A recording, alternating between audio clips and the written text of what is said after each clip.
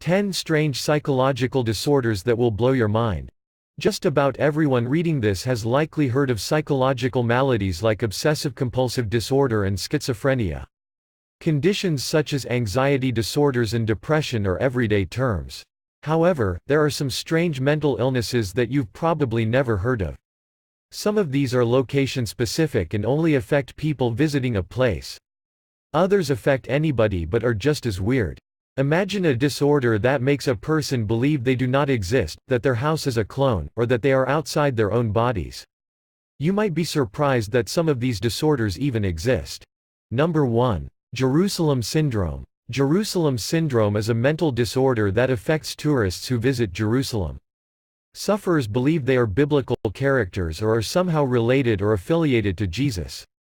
In one instance, an Irish woman went to a hospital, claiming she was about to give birth to baby Jesus, even though she wasn't pregnant. Another man from Canada thought he was Samson and tried to destroy a wall. An Austrian man asked chefs at the hotel in which he was staying to prepare him the Last Supper. There have also been reports of tourists thinking they are biblical characters like King Solomon. Others suddenly start giving sermons or just shout on the streets. One notorious case involved a British man who planned to get himself killed by Satan in order to trigger the end of the world. The syndrome affects about 50 tourists every year, but those are just the ones that are documented. Authorities believe that many more cases actually occur. Interestingly, most sufferers recover from the disorder the moment they leave Jerusalem.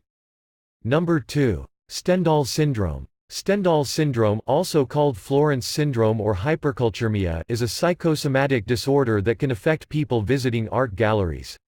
Sufferers become so overwhelmed by the beauty of the exhibited artworks that they suddenly develop symptoms. Their hearts beat faster, and they become dizzy and confused. Some behave like lunatics, hallucinate, or even faint. Some sufferers do not need to be in an art gallery for the syndrome to occur. They will exhibit the symptoms when they are in any beautiful environment.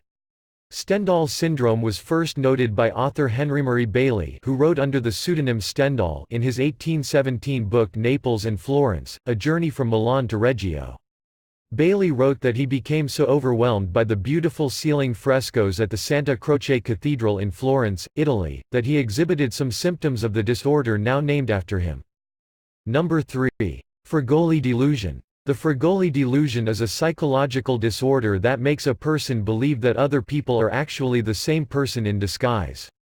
Someone with the Fregoli delusion will say that the differences in others' clothing and looks are just an elaborate disguise to make the sufferer think the others aren't the same person. The disorder is named after Leopoldo Fregoli, an Italian actor known for doing many impersonations. It was first observed in an unnamed patient who believed everybody was one of two actresses called Sarah Bernhardt and Rabin. The patient was so convinced that she attacked a stranger she believed was Rabin. It is very difficult or even impossible to convince people exhibiting the Fregoli delusion that they are suffering from a disorder. One 10-year-old sufferer believed everybody he saw was his father in disguise. When somebody pointed out that the nurse could not be his father because she was a woman, he said his father was clever enough to disguise himself and claimed that the doctors could not detect it. Number 4. Clinical lycanthropy. Clinical lycanthropy is a mental disorder that makes people think they are turning into animals, most notably wolves. To adjust to their supposed transformation, clinical lycanthropy sufferers will usually grunt like animals and attempt using their fingers like claws. They will complain of hair growing on their arms and will sometimes mistake their reflection in a mirror for an animal's. The first case report was published in 1852, when a man thought he had turned into a werewolf. He believed he was covered in hair and had grown sharp, wolf-like teeth. Both were untrue. He insisted on eating raw meat but did not eat it when it was served because he only wanted rotten meat. Thankfully, clinical lycanthropy is rare. Only 13 cases of people believing they are wolves have been reported since 1850. However, it jumps to 56 when we consider other cases involving people who thought they'd turned into other animals. Doctors believe some cases have been missed, since psychiatrists will misdiagnose clinical lycanthropy as schizophrenia, bipolar disorder, or psychotic depression. Number 5. Cotard delusion. Cotard delusion is a mental disorder that makes sufferers think they are dead. They'll believe they are not in control of their bodies and may even assume they are already rotting. However, some sufferers know they are alive but will wrongly believe that some parts of their bodies are dead or do not even exist. Cotard delusion is often caused by a traumatic incident like an accident or fainting. Sufferers believe they actually died during the incident. And they will often believe they cannot die again since they are already dead.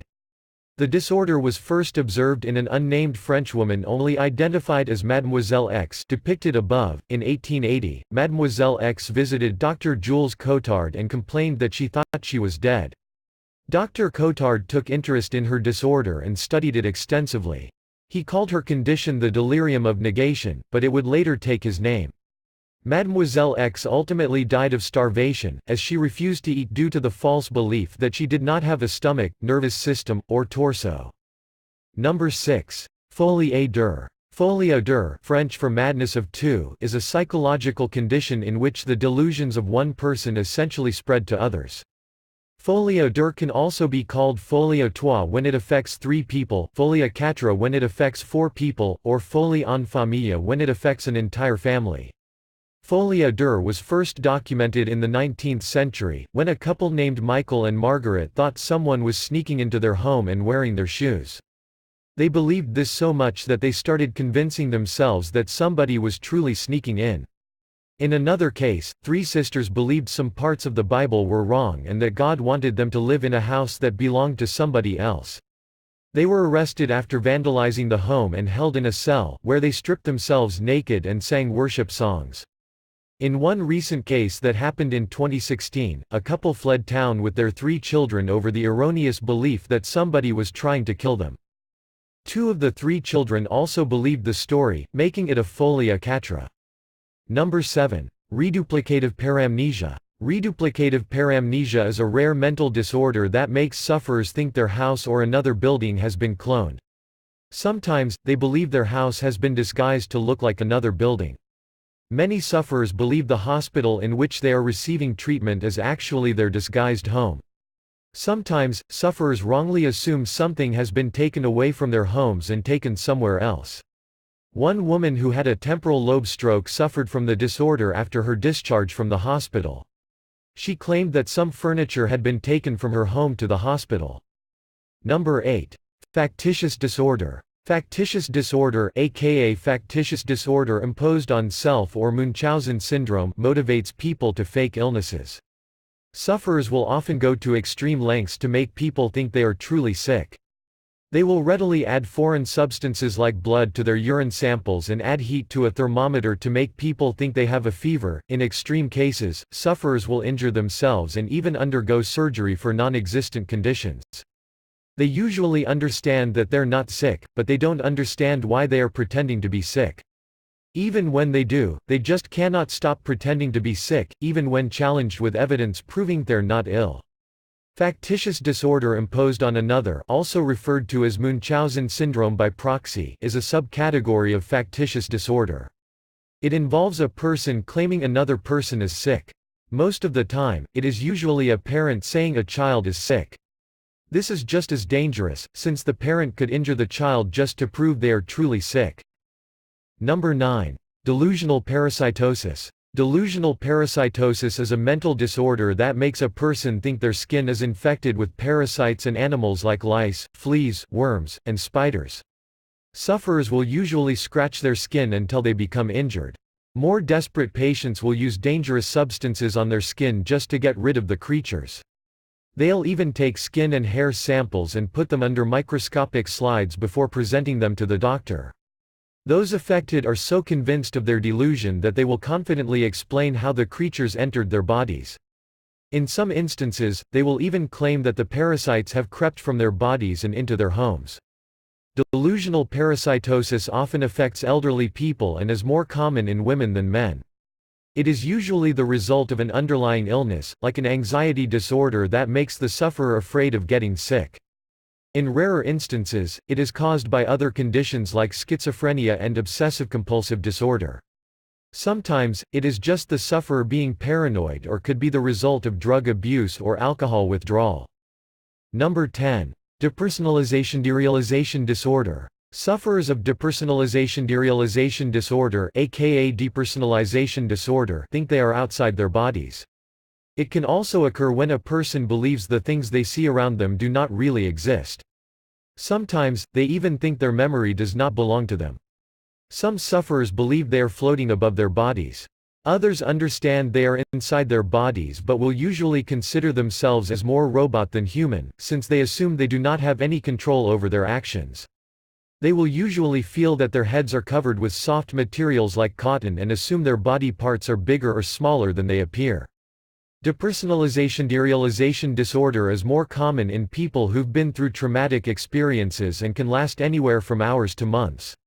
Sufferers often have troubled relationships, since they are usually more concerned about their supposed non-existence than with interacting with their families and friends. They will frequently check themselves and the things around them to confirm that they truly exist.